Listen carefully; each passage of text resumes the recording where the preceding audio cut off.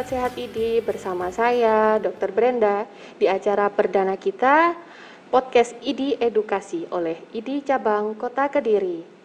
Hari ini hari 1 Desember 2021 ya, kita peringati sebagai Hari AIDS Sedunia.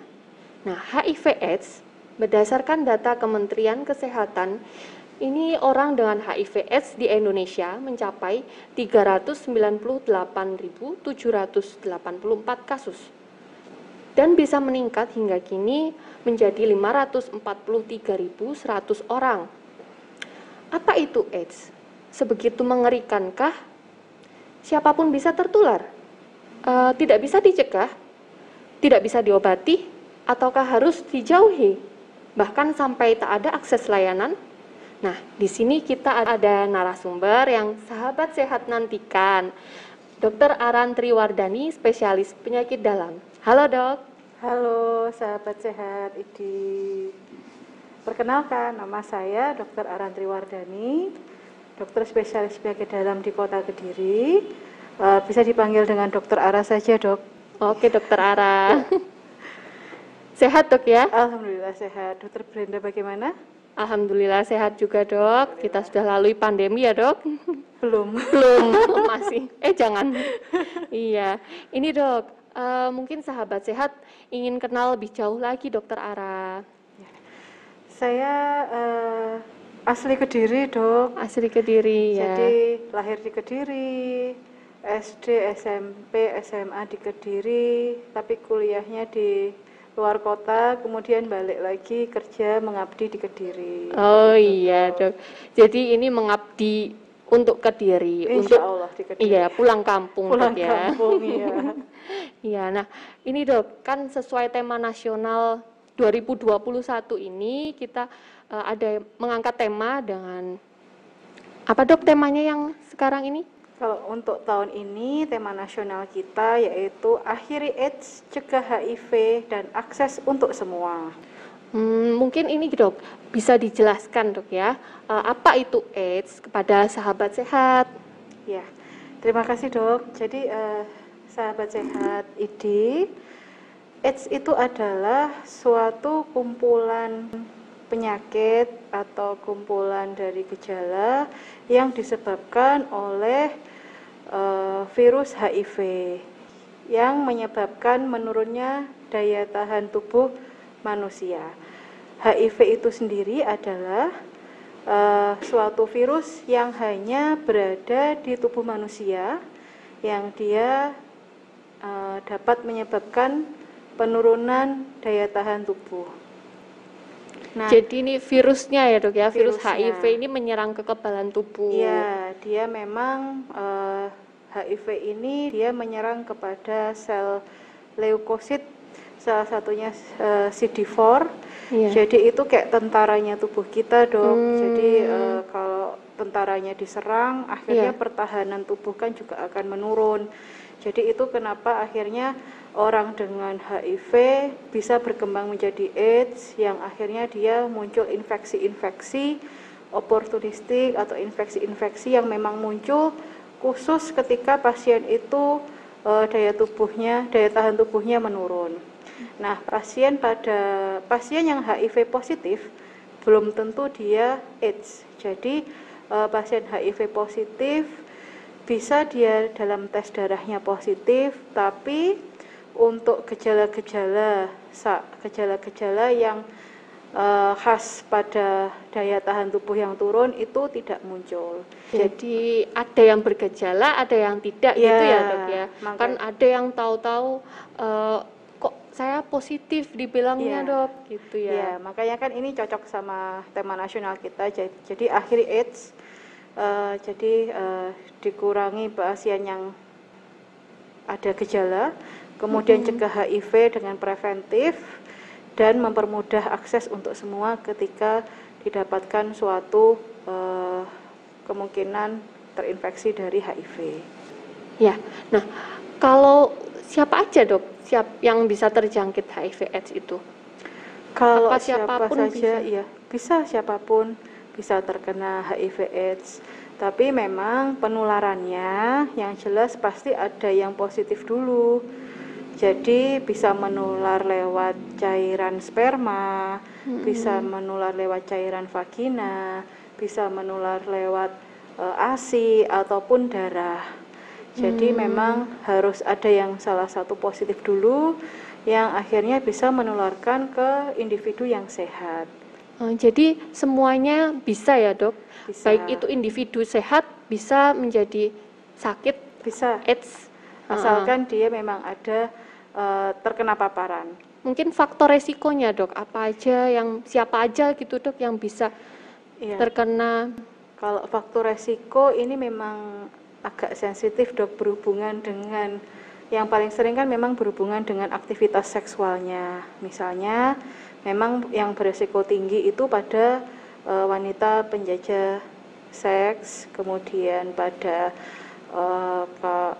LSL, yaitu laki-laki seks dengan laki-laki, kemudian pada waria, atau kemudian pada pemakai narkoba suntik, karena bergantian alat suntiknya tidak steril, kemudian juga pada orang-orang yang memang konsumen seks, yang mengkonsumsi seks secara bebas ya. Gitu. Lalu setelah paparan dengan virus HIV tadi, bagaimana dok gejalanya dok? Pada awal terpapar mungkin kita tidak akan merasa, jadi mungkin rasanya hanya demam ringan, nyeri di sendi-sendi, nyeri tulang, nyeri kepala, kemudian akan sembuh. Jadi itu masuk ke fase awal, fase pertama atau yang bisa kita sebut window period. Itu biasanya berlangsung sampai 6 bulan. Kemudian setelah fase itu pasien akan beraktivitas seperti biasa. Nah, setelah beraktivitas seperti biasa tanpa keluhan, nanti itu sangat tergantung oleh memang daya tahan tubuh setiap orang.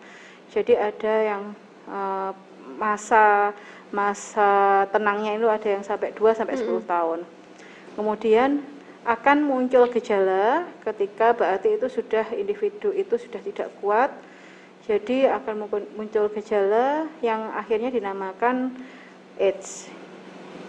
Itu mulai dari gejala berat badan yang turun drastis, kemudian demam yang tidak kunjung sembuh, diare yang lama, sariawan juga tidak kunjung sembuh. Ini fase lanjut ya dok, yang disebut AIDS. Ini yang disebut AIDS. Jadi nanti juga ada muncul bercak-bercak hitam di tubuh. Nah, jadi kita nanti kalau sudah seperti itu, sudah bergejala, hampir dipastikan nanti berarti dia sel tentara CD4-nya itu sudah sangat rendah.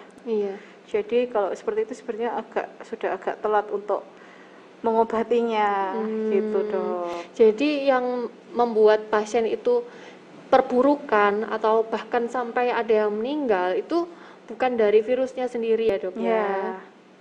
Jadi virusnya itu yang memang dia memerangi tentara di tubuh, akhirnya pertahanannya turun, sehingga infeksi dari luar, jamur, bakteri, virus, semuanya bisa masuk dengan gampang. Itu infeksi apapun ya dok ya, jadi mudah sakit. Tapi memang ada infeksi-infeksi khusus yang memang lebih mudah masuk ke pasien dengan HIV/AIDS. Yang hampir tidak bisa masuk ke pasien yang lain, gitu dok. Oh iya, jadi itu tadi sobat sehat. Nah, sekarang kan tadi penularannya lewat bisa darah, bisa air liur bisa dok? Tidak bisa. Ataupun keringat mungkin tidak kan bisa. Biasanya orang kontak fisik atau sehari-hari ayah ibunya atau anaknya dok. Jadi itu yang memang perlu sahabat sehat ID ketahui. Jadi HIV/AIDS tidak menular lewat salaman, pelukan, mandi bersama, bermain olahraga bersama, makan bersama, tidur bersama, kecuali bukan seks ya, tidur bersama saja bisa. Asalkan tidak ada luka, misal tidak ada luka yang lebar sehingga bisa darahnya termasuk ya tidak masuk terpapar darah, ya, ya Dok? masuk Ya. darah dari pasien HIV itu. Jadi Baik. jangan dikucilkan. Yang diobati, yang dilawan adalah penyakitnya, bukan orangnya. Bukan orangnya, Iya. tapi penyakitnya. Penyakitnya. Lalu untuk mencegahnya bagaimana, Dok? Untuk pencegahannya kita ada singkatan yang gampang, Dok. Namanya ABCDE. Untuk A yaitu abstinent, yaitu jangan berhubungan seks ketika Anda belum menikah. Kemudian yang B, be faithful, yaitu setia dengan pasangan, tidak boleh bergonta-ganti dengan pasangan yang lain. Kemudian untuk C, use kondom. Jika memang pasangan Anda ada yang positif terinfeksi HIV, gunakan kondom. Kemudian untuk D, don't use drug. Jadi jangan mengkonsumsi narkoba jenis apapun. Hal itu akan melindungi diri kita dari penyakit lainnya dan juga penyakit HIV/AIDS ini.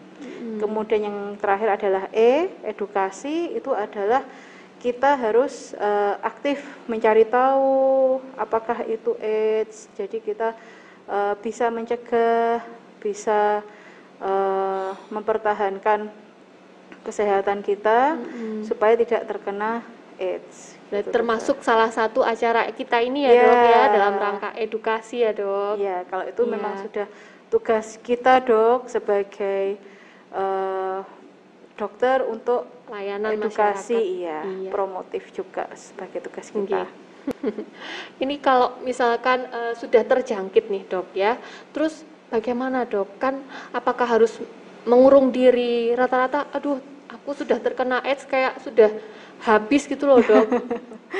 Udah nggak ada harapan hidup lagi gitu. Karena semua mengucilkan juga. Ya, itu yang memang langkahnya apa ini, Dok? Harus diluruskan kepada sahabat sehat ID tentunya. Jadi yang seperti tadi saya bilang, AIDS tidak menular dengan keringat, air liur ataupun berjabat tangan, makan seperti itu. Jadi tidak boleh kita mengucilkan pasien dengan HIV/AIDS, malah harus disupport. Tapi jika memang terkena HIV/AIDS, misalnya tidak tahu nih, tiba-tiba sudah berhubungan, ternyata pasangannya baru tahu positif, jangan takut, segera periksakan diri Anda. Bisa di Kediri kita sudah lengkap pemeriksaannya, ada VCT mobile dan ada layanan untuk pemeriksaan HIV di rumah sakit, ada di klinik, ada di laboratorium, itu sudah ada. Kemudian jadi kalau sudah terkena ini nanti larinya kemana dulu, Dok? Kita harus cek. Memang kalau untuk awal-awal kita tidak bisa langsung positif. Jadi karena ada masa window period itu, yang hasil tes positif itu bisa muncul baru setelah kira-kira 6 bulan setelah paparan. Jadi kalau memang baru terkena, tetap periksakan diri ke dokter, bisa ke dokter manapun, dokter umum ataupun dokter spesialis penyakit dalam misalnya. Periksakan, nanti kita akan berkonsultasi lebih lanjut di situ. Jadi nanti akan ditanya lagi lebih dalam apakah memang sudah memenuhi syarat untuk pengecekan tes HIV atau belum. Nanti untuk tes HIV-nya sendiri kita ada yang 2 macam, untuk yang serologis dan virologis. Tapi untuk penegakan diagnosis kita cuma cukup untuk serologis saja. Jadi nanti dicek darah, jika nanti 3 kali hasilnya positif, baru pasien didiagnosa dengan HIV positif. Sampai 3 kali ya, Dok? Ya, harus positif 3 kali pemeriksaan. Ya, jadi nanti kalau sudah positif, pasien atau individu tersebut akan diedukasi untuk selanjutnya ke memeriksakan diri. Kalau di Kediri yang ada akses baru layanannya mungkin di Kediri ya, Dok, salah satunya. Di Kediri baru ada di Gambiran, Rumah Sakit Gambiran, Rumah Sakit Ahmad Dahlan, kemudian Puskesmas Pesantren 1, Puskesmas Baluwerti dan Puskesmas Campurjo. Di situ nanti ya bisa lengkap, sekalian tes juga, sekalian ada konseling dan pengobatan. Oh iya. Jadi harus periksakan diri, apabila bergejala segera periksakan diri ke dokter terdekat mungkin ya Dok, lalu nanti mengikuti ya Dok, diarahkan ya untuk diagnostik. Kalaupun yang belum bergejala tapi ada risiko paparan sebelumnya mungkin Dok, itu bisa langsung cek mandiri. Lebih baik konsultasi lebih dahulu. Jadi yang penting nanti kan memang konselingnya dulu. Ya, untuk ceknya ini gratis ya Dok? Gratis kalau di di rumah sakit, kemudian di puskesmas ataupun visiting mobile gratis. Oh iya, baik Dok. Jadi aksesnya di Kediri pun juga sudah banyak. Iya. Terus ini apa sudah ada obatnya Dok? Katanya enggak bisa disembuhkan gitu Dok orang-orang tuh. Iya, kalau obatnya memang jadi dia hanya menekan virusnya saja, yang memang pasien dengan HIV/AIDS tidak bisa sembuh, tapi bisa terkontrol dengan baik, beraktivitas dengan baik juga, dengan lancar seperti orang lain. Tapi memang harus dipantau untuk kondisinya, perkembangannya, kemudian virulensinya juga, kemudian untuk berapa sih jumlah sel darah putihnya itu. CD4 tadi harus terpantau. Lalu kalau sudah pengobatan terus teratur, patuh, ini nanti ada kemungkinan tidak menularkan ya Dok ya? Kalau tidak menularkan bisa, tapi memang masih belum pasti juga Dok. Tergantung kadar virulensi tadi. Iya, bisa. Tapi nanti memang resiko penularan memang resiko tidak menularkan tidak 100% gitu enggak. Iya, pasti jadi tetap ada pencegahannya tadi ya Dok ya. Jadi tetap minum obat teratur dan ketika memang berhubungan juga memang harus pakai alat kondom. Iya. Gitu. Salah satunya itu tadi. Nah, terus terkait pandemi ini mungkin Dok. Ya. Sekarang orang dengan HIV/AIDS apakah boleh Dok untuk ikut vaksin? Boleh, malah diharapkan kan jadi dengan pasien-pasien yang mempunyai imunodefisiensi diharapkan malah divaksin, tapi ada syaratnya sobat sehat.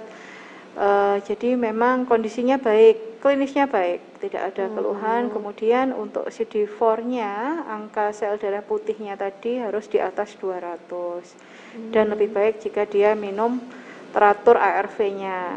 Antiretrovirusnya. Ya. Jadi kalau misalkan vaksin, seenggaknya periksa dulu ya Dok ya, kontrol dulu, diberikan surat rekomendasi gitu mungkin ya Dok ya. Nanti memang kalau pada pasien-pasien tertentu, misalnya pada pasien HIV/AIDS, biasanya kan memang harus ada surat layak vaksin dan itu memang harus diberikan oleh dokter yang merawat pasien tersebut. Jadi memang sudah tahu riwayat medisnya dan kondisi klinisnya, perbaikan atau tidak yang mengetahui, lebih baik kan memang dokter yang merawatnya. Jadi harus ada suratnya Dok. Ya, baik Dok. Ya, jadi sahabat sehat, jangan takut untuk vaksinasi COVID-19 ya pada orang yang dengan HIV/AIDS. Jadi tetap boleh ya Dokter Ara? Boleh. Ya. Kalau untuk permasalahan yang saat ini untuk mengakhiri AIDS ini gimana Dok? Sudah cukup apa belum ya kira-kira ya aksesnya layanannya kita? Untuk saat ini memang cakupan dari penemuan kasus baru sudah bagus sekali. Namun yang masih kurang adalah pemantauan dari keteraturan minum obatnya. Jadi banyak pasien yang sudah terdiagnosis positif, habis itu tidak kontrol, kemudian tiba-tiba hilang tanpa jejak, habis itu masuk ke rumah sakit lagi dengan keluhan yang lebih berat. Jadi memang dibutuhkan kerjasama dengan berbagai pihak untuk mengatasinya bersama, dimulai dari keluarga. Keluarga merupakan pondasi utama dalam pencegahan penyakit ini. kemudian dari lingkungan, misalnya bisa sekolah, atau lingkungan RT, RW, kelurahan seperti itu, atau penguatannya, terus komitmennya dari lingkungan juga itu ya dok ya, keluarga, lingkungan. Jadi untuk pencegahannya memang dibutuhkan komitmen, penguatan edukasi, kemudian kesadaran dari tiap orang, mulai dari keluarga sampai stakeholder lainnya. Jadi kita harus bekerja sama untuk mencegah penyakit ini bertambah banyak. Ya semoga ya dok ya, harapannya kan memang di 2030 nanti ya dok ya, bebas AIDS Indonesia ya dok. Amin. Nah sahabat sehat, ini tetap jaga protokol kesehatan di masa pandemi sekarang ini ya. Terima kasih informasinya Dokter Rara. Ya ilmunya luar biasa. Ini untuk para sahabat sehat, semoga bermanfaat ya. Baik, terima kasih banyak Dokter Ara atas ilmunya. Untuk para sahabat sehat semuanya, semoga bermanfaat. Amin. Nah, sampai jumpa lagi di acara podcast ID Edukasi, ID Cabang Kota Kediri. Profesional, bermanfaat, dan sejahtera. Salam sehat, jaya negeriku.